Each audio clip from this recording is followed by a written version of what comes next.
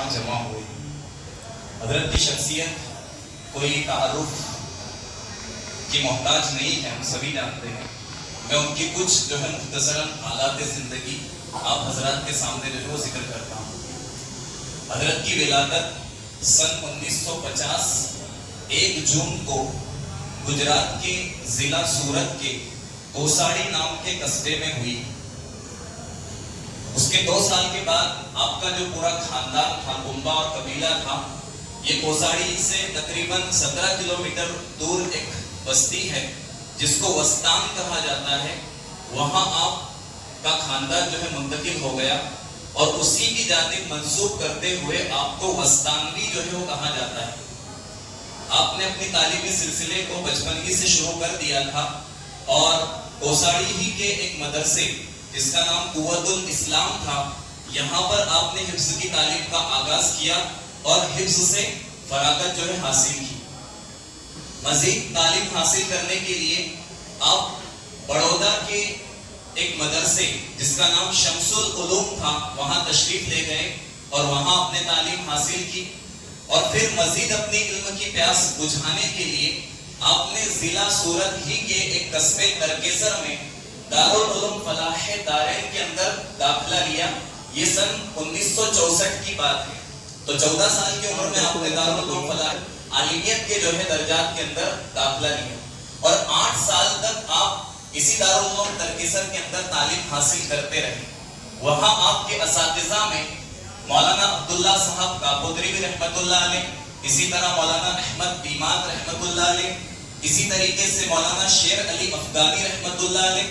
اور ان کے ساتھ ساتھ مولانا ذوالفقار علی، یہ آپ کے اساتذہ تھے جن سے آپ نے ترکیسر کے اندر اکتساب فیض کیا ہے. یہی تعلیم کے زمانے میں سن 1970 میں مولانا غلام صاحب وستانوی رحمت اللہ علیہ نے اپنے اصلاحی سلسلے کا آغاز کیا اور شیخ زکریا کاندلوی رحمت اللہ علیہ سے آپ 1970 میں ترکیسر کے اندر بیعت ہوئے اور آپ کا یہ بیعت کا سلسلہ حضرت شیخ کی وفات 1982 تک جو ہے وہ قائم رہا. پھر آپ نے 1972 میں ترکیسر سے فراغت حاصل کی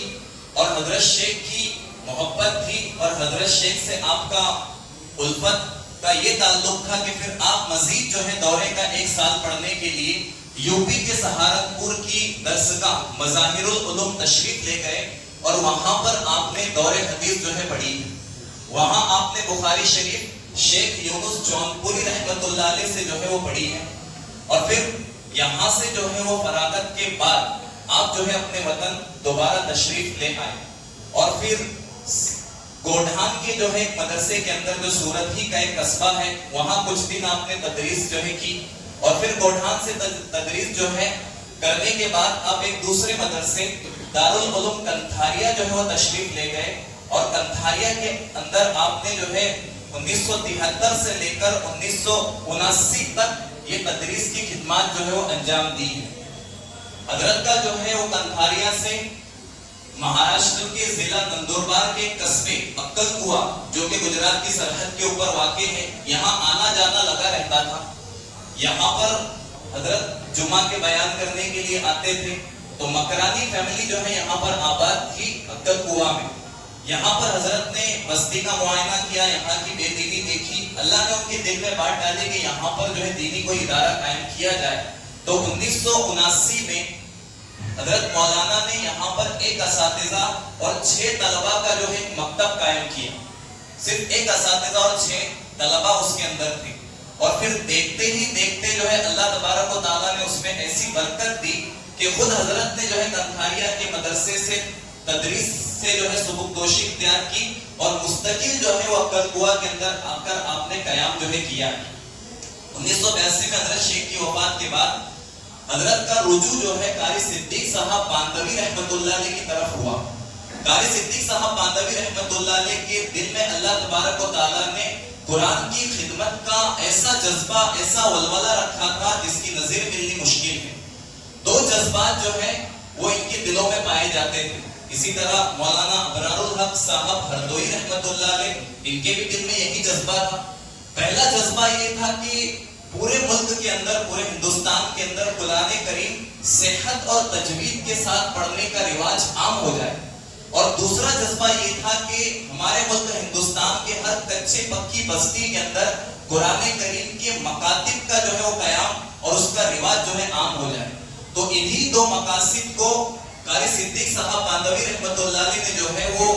مولانا کے دل کے اندر ایسا منتقل کیا کہ پھر حضرت والا نے جو ہے اسی ولولے کے ساتھ اسی شوق کے ساتھ جب مدرسے کا قیام ہوا کل ہوا کا تو بڑے پیمانے کے اوپر قرآن کی جو ہے مسابقات منعقد کی. بیرون سے جو ہے وہ عرب ممالک سے اساتذہ تجوید کے پڑھانے والے قراء کرام جو ہے یہاں پر بلائے اور طلباء کی حوصلہ افزائی کرنے کے لیے بڑے بڑے انعامات سے طلباء کو نوازا.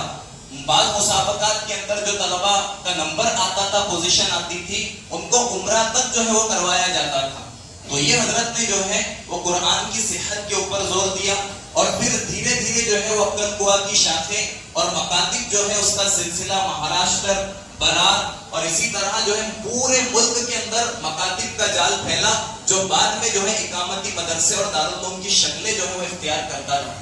اسی کے ساتھ ساتھ حضرت نے جو ہے جہاں دینی تعلیم کے اوپر زور دیا وہی دنیاوی اور عصری تعلیم عصری علوم کے اوپر بھی آپ نے جو ہے پورا زور دیا. 1995 کے اندر جو دینی تعلیمی بورڈ قائم کیا گیا تھا جمعیت علماء ہند کی جانب سے تو آپ کو کل ہند جماعت کا جو ہے وہ صدر منتخب کیا گیا تھا. آپ کی خدمات کا اعتراف کرتے ہوئے دارالعلوم دیوبند کی مجلس شورا نے 1998 میں مولانا غلام صاحب بستانوی کو اپنا رکن شورا جو ہے وہ منتخب کیا. نہ صرف دارالعلوم کے رکن شورا آپ تھے بلکہ مظاہر العلوم سہارنپور کے بھی تاحیات آپ رکن شورا رہے اور اسی طرح جامعہ عربیہ ہتھوڑا باندہ یہاں کی بھی آپ جو ہے تاحیات رکن شورا رہے. اور پھر آپ نے کلکوا کے اندر عصری تعلیمی ادارے جو ہے قائم کیے جس کے اندر میڈیکل کالج تھے, اسی طریقے سے فارمیسی کالج تھے, اسی طرح نرسنگ کالج تھے ہماری بچیوں کے لیے, اسی طرح لا کالج آپ نے وہاں پر قائم کیا. اسی کے ساتھ ساتھ آپ نے وہاں پر آئی ٹی آئی کالج جو ہے وہ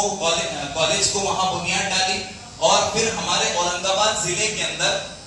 آپ نے جو ہے ہندوستان کا سب سے پہلا اقلیتی طبقے کا جو میڈیکل کالج تھا اس کی جو ہے وہ قیام آپ نے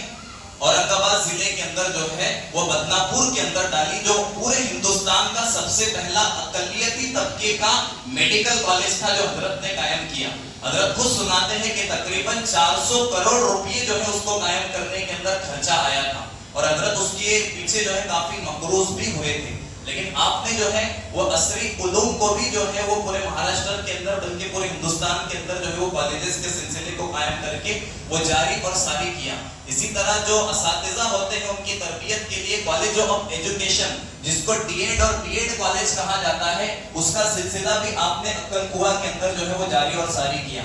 آپ کی جو ہے یہ خدمات جاری رہی حتیٰ کہ جب دارالعلوم دیوبند کے 11ویں محتمم مولانا مرغوب الرحمان صاحب بجنوری ان کا 2011 کے اندر انتقال ہوا تو حضرت مولانا غلام صاحب بستانوی کو دارالعلوم دیوبند کا 12واں جو ہے محتمم 11 جنوری 2011 کو جو ہے منتخب کیا گیا اور تقریباً 23 جولائی 2011 تک 6 مہینے سے زیادہ آپ نے دارالعلوم دیوبند کے جو ہے اہتمام کو سنبھالا. کچھ وجوہات کی بنا پر آپ کو جو ہے اس خدمت سے دستبردار ہونا پڑا لیکن اس کے باوجود بھی آپ تا حیات جو ہے دارالعلوم دیوبند کے رکن شورا رہے اور آپ کی جو دینی خدمات ہے آپ کی جو عصری تعلیم کی خدمات ہے تو لاکھوں جو ہے تشنگان علوم نے آپ سے جو ہے وہ فیض حاصل کیا ہے. آج عقل قوا کے اندر تقریباً 15,000 سے زائد طلباء قیام کے ساتھ جو ہے مدرسے کے اندر اور عصری جو کالجز ہیں وہاں جو ہے وہ رہ رہے ہیں اور عقل قوا کی پورے ملک کے اندر جتنی شاخیں ہیں تو خود عقل قوا کی ویب سائٹ کے اوپر تقریباً 1,71,000 طلباء